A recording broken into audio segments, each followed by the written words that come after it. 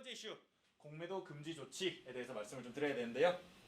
뭐 잘 아실 거예요. 공매도를 했다는 거는 내년 6월까지 전면 금지를 하겠다라고 했는데, 공매도를 금지하니까 주가가 하루아침에 이렇게 지수가 7%인가 뛰었고요. 코스피 지수가 7% 정도가 뛰었고, 또 미국에 상장돼 있는 것 중에 코스피를 3배로 추종하는 ETF가 있습니다. 이제 와, 레버리지가 확실히. 근데 그게 22%인가 올랐어요. 그날 당일날. 그래서 엄청나게 많이 올랐었는데, 그러고서 이제 쭉 떨어져가지고 이제 처음에 오르기 시작한 제자리로 다시 돌아오게 됐죠. 근데 공매도가 뭔지부터 일단 얘기를 해야 되겠죠. 빌공짜에다가 그걸 판다는 뜻이에요. 없는 걸 판다라는 뜻인 건데, 저는 사실 이 단어 자체가 좀 잘못됐다라고 생각을 합니다. 원래 영어로는 숏셀링이에요. 숏셀링. 숏셀링이 뭐냐? 이 숏과 롱에 대해서 많이 들어보셨을 텐데요. 그러니까 투자자들이 가지고 있는 포지션을 롱 포지션과 숏 포지션이라고 얘기를 합니다. 상승하는 포지션을 롱 포지션이라고 얘기를 해요. 하락하는 포지션을 숏 포지션이라고 얘기를 합니다. 왜 롱이고 왜 숏이냐? 상승은 길고 하락은 짧기 때문이에요. 상승은 깁니다. 진짜로. 상승은 길기 때문에 롱 포지션이고, 하락은 되게 짧게 옵니다. 그러다 보니까 숏 포지션이라고 얘기를 하는데, 그러니까 이걸 그렇게 따지면 하락을 예상하고 판다에 가까운 느낌이잖아요. 근데 이걸 공매도라고 해석을 해놨다 보니까 사람들이 생각하기에 없는 걸 파는 거다라고만 받아들이는 겁니다. 근데 이제 숏셀링의 종류는요, 진짜로 소유하지 않은 주식을 매도, 우리나라 말로는 무차입 공매도라고 얘기를 합니다. 그리고 다른 투자자로부터 빌린 주식을 매도하는 게 차입 공매도라고 하는데, 그러니까 이 무차입 공매도는 전 세계적으로 불법이에요. 없는 걸 파는 거니까. 근데 요 차입 공매도는 자본주의를 제대로 하고 있는 나라는 전부 다 합법입니다.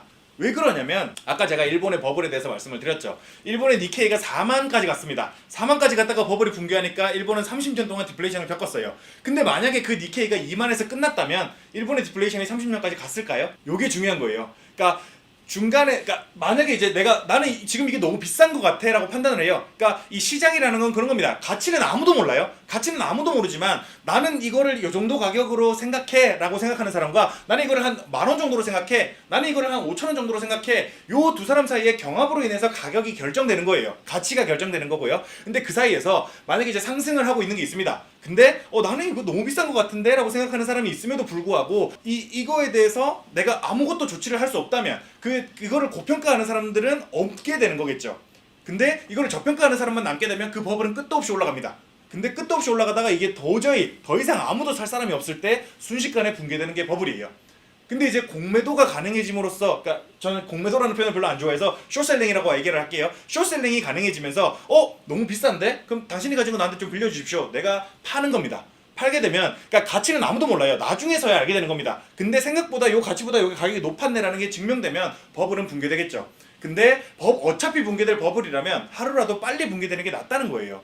그렇기 때문에 시장의 입장에서는 공매도는 숏셀링은 필요한 포지션입니다. 이 버블이 너무 길어지면 그 뒤에 이어질 파급 효과가 너무 크기 때문인 거죠. 그 와중에 공매도 포지션을 가지는 사람도 그만한 리스크를 져요. 숏셀링을 하기 위해서는 그 사람으로부터 주식을 빌려야 되고, 그걸 빌려가지고 나중에 판 다음에 나중에 사서 갚아야 됩니다. 근데 그게 더 오르게 되면 나중에 나는 갚을 때 더 큰 부담을 져야 되는 리스크를 감당을 하는 거죠. 그래서 이 숏셀링을 하는 사람도 사는 사람만큼이나 큰 리스크를 가지고 투자를 하는 게 숏셀링입니다. 그리고 국가적 입장에서, 뭐 개인적 입장에서는 별개고, 국가적 입장에서 아니면 자본주의 시장 논리에 의해서는 되게 필요한 시스템이다 라고 볼 수가 있겠습니다. 당연히 없는 걸 파는 건 안 되죠. 당연히 없는 걸 파는 건 안 됩니다. 근데 빌려서 파는 거는 허용이 되는 게 이 자본시장이 장기적으로 긍정적으로 작동할 수 있는 중요한 요소가 되어줍니다. 근데 역대 공매도 전면 금지 조치 사례를 보면요, 1997년에 IMF가 개입하면서 우리나라가 강제적으로 금융시장이 선진화가 됐어요. 그렇게 선진화가 된 이후로 08년 글로벌 금융위기 때 한번 금지를 했고요, 그리고 유럽제정위기 때 한번 금지를 했고, 그리고 코로나 터졌을 때 한번 금지를 했습니다. 근데 이때는 그래도 큼직큼직한 사건이네 라고 생각해서, 진짜 그래 뭐 정부 입장에서 급하면 이럴 수도 있지 라고 생각을 할 법한데, 근데 중요한 거는 요거 공매도 관련해서 불공정한 문제가 있으니까 금지하겠대요. 저는 이 명분이라는 게 납득이 안 됩니다. 고작 이런 명분으로 공매도를 금지를 하겠다고? 진짜 전혀 납득이 안 되는 거예요. 그러니까 코스피 전체 거래량 중에서 공매도 거래 비중이 0.1%도 안 됩니다.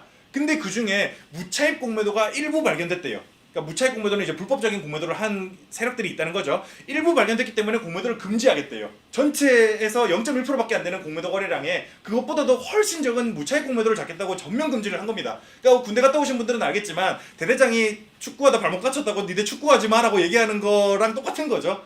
좀 얼테이가 없는 상황이기는 한데, 근데 과연 이게 충분한 명분이 될까요? 라는 생각은 저는 듭니다. 근데 뭐가 됐든 간에 공매도를 금지를 하니까 공매도 잔고가 많았던 종목들이 급격히 상승을 하는 이슈가 발생을 했는데요. 이제 요거를 이제 숏 커버링이라고 얘기를 할 수가 있겠습니다. 뭐 단순히 공매도 금지해서 올랐다라기보다는 숏 포지션에 대해서 어떤 조치를 취하는 거를 숏 커버링이라고 얘기를 하거든요. 근데 만약에 그러니까 공매도를 했어요. 근데 성공적으로 주가가 떨어졌어요. 그때 내가 이제 다시 주식을 사는 것도 숏 커버링이라고 합니다. 그러니까 숏 포지션에 대해서 청산하는 과정을 숏 커버링이라고 얘기를 하는 거고, 근데 이제 주가가 또 너무 올랐어요. 너무 올라서 와 이거 감당 안 되겠다. 빨리 사서 정리를 해야겠다. 더 오를 수도 있으니까 그렇게 하는 것도 숏 커버링이라고 봅니다. 근데 이번 조치는 정부가 갑자기 개입해서 공매도를 못하게 했으니까 우리 빌린 거 빨리 갚아야 돼 라고 해서 나온 숏 커버링이었던 거죠. 그래서 그렇게 숏 커버링을 하게 되면서 공매도 잔고가 많았던 종목들이 주가가 폭등을 하는 상황이 발생을 하게 되는 거죠. 그리고 이제 여기서 이제 또 토막 상식이지만 숏 커버링이 너무 안 좋은 상황에서 발생을 하면 숏 스퀴즈가 나올 수 있습니다. 숏 스퀴즈가 뭐냐면 이 숏 포지션을 짜낸다라는 뜻이거든요. 스퀴즈가 짜다라는 뜻이잖아요. 숏 스퀴즈가 나올 수 있는데, 그러니까 이제 주가가 계속 올라요. 계속 올라서 이 공매도 친 세력들이 와 미쳤다, 이거 우리 진짜 감당 안 된다, 빨리 이거 사서 갚아야겠다라고 하면서, 그러면 이제 사려고 하는 사람들도 사는데 공매도를 친 사람들도 사잖아요. 그러면 주가는 더할 나위 없이 오릅니다. 속절없이 오르게 되는 거예요. 요걸 이제 숏 스퀴즈라고 얘기를 하게 되는 겁니다. 사람 사는 게 다 똑같아요. 우리나라 부동산 시장이 20% 올랐던 재작년, 그때도 따지고 보면 숏 스퀴즈였어요. 우리나라는 전세라는 전 세계 유례 없는 제도를 가지고 있죠. 요 전세 제도가 어떻게 보면 숏 포지션이에요. 내가 사지를 않고서 그 자산을 점유하는 거니까요. 그래서 이 전세가 이제 내가 전세 포지션이다, 그러면 숏 포지션이다라고 보셔도 됩니다. 근데 이제 집값이 오르기 시작하면서 숏 포지션을 가지고 있던 전세 살던 사람들이 진짜 계약 안 되고 뭐하고 하니까 난리가 났었잖아요. 그래서 비싸게 사더라도 사자라고 하게 됐던 거고, 그때 발생했던 게 숏 스퀴즈였던 거예요. 그래서 그렇게 해서 전세가 대거 청산됐고 매매 가격이 급등을 하는 이슈가 발생을 했었죠. 그래서 주식시장도 그렇지만 부동산 시장도, 그러니까 사람이 하는 것들은 다 똑같은 거예요. 어느 시장에서도 숏 스퀴즈가 발생할 수가 있습니다. 그래서 우리는 숏 스퀴즈가 발생할 것이 뭐가 있을까를 찾아보는 것도 좀 돈 벌 수 있는 방법이 되기도 할 수도 있는 것 같아요. 뭐 어쨌든 간에 이 MSCI 선진국 지수 편입에는 니네 공매도 금지했으니까 니네 정부가 함부로 개입한 거야. 그래서 니네 선진국 못 될 거야 라고 블룸버그면 로이터면 외신들이 얘기를 하고 있고, 한국에서 뭐 공매도를 하려는 그런 그 외작의 금융사들도 전부 다 되게 부정적으로 얘기를 많이 하고 있습니다. 뭐 어쩔 수 없는 거죠. 그러는 와중에 추경호 경제부총리는 그 공매도 금지로 MSCI 선진국 지수 포기한 거죠? 라고 물어보는 거에 계속 진행을 할 거다. 우리가 뭐 공매도 영원히 금지한 것도 아니고 6개월밖에 안 했다. 저는 이렇게까지 정책 담당자가 나이브하게 얘기할 수 있다는 게 저는 너무 놀랍습니다. 우리나라가 이 정도로 한심한 금융시장을 가지고 있는 나라였나? 라는 생각이 전 진심으로 들어요. 그래서 안타까운 얘기지만 우리나라는 이 공매도 금지로 금융시장이 10년은 퇴보했다 라고 저는 개인적으로 생각을 하고 있습니다. 어쨌든 정리를 드리자면요, 한국이 11월 6일부로 주식시장에서의 공매도를 6개월간 전면 금지했습니다. IMF로부터 구제금융을 받으면서 금융시장을 강제로 선진화한 이후로 네 번째 공매도 조치였고요. 정상적인 자본주의 사회라면 무차익 공매도는 불법이나 차익 공매도는 전면 허용을 하는 게 맞습니다. 넓게는 정부 개입에 의한 주가 조작으로 볼 수도 있을 정도의 시장 교란 행위이기도 하고요.